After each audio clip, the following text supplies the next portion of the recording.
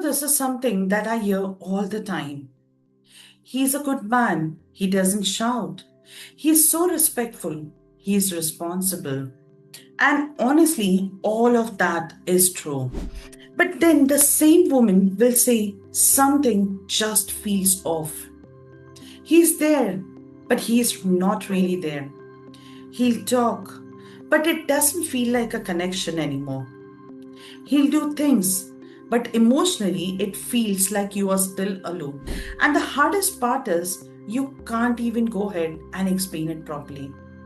Because there's no big problem, there's no major fight, there's no obvious issue, but there's also no warmth, no feeling of being held, no sense that someone is really with you.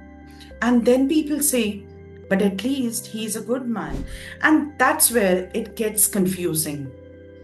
Because now you don't just question the relationship anymore, you start questioning yourself.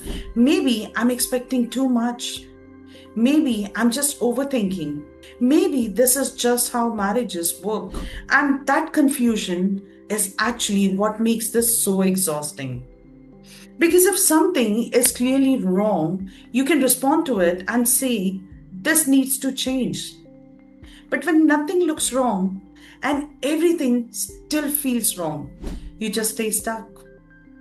So let me explain this very simply to you. It's like living in a house where everything is in place, nothing is broken. From the outside, it looks perfectly fine, but inside, it doesn't feel like a home. There's no real conversations happening.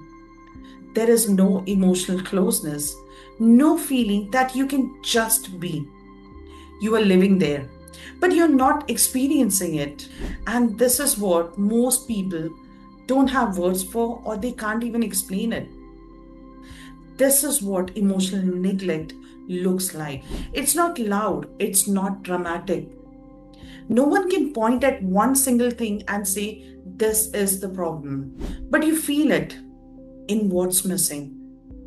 You feel it in the moments when you needed support and something just wasn't there for you. And here's the truth, a person can be a good person to the whole world and still not show up into the marriage, because being nice is not the same as being emotionally available. Being responsible is not the same as being emotionally present.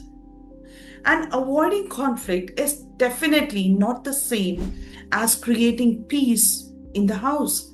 In fact, a lot of times, what I've seen, avoiding conflict is exactly what creates distance. And slowly, this starts changing you. You stop asking because it doesn't make a difference. You stop expecting because it leads to disappointment. You stop expressing yourself because you don't feel received. And one day you realize you are not really living in the relationship. You are just managing it, but not emotionally available with you. What does that do to the relationship over a period of time? So, no, you are not overthinking. You are not asking for too much. And you are definitely not being difficult. You are responding to something that is missing.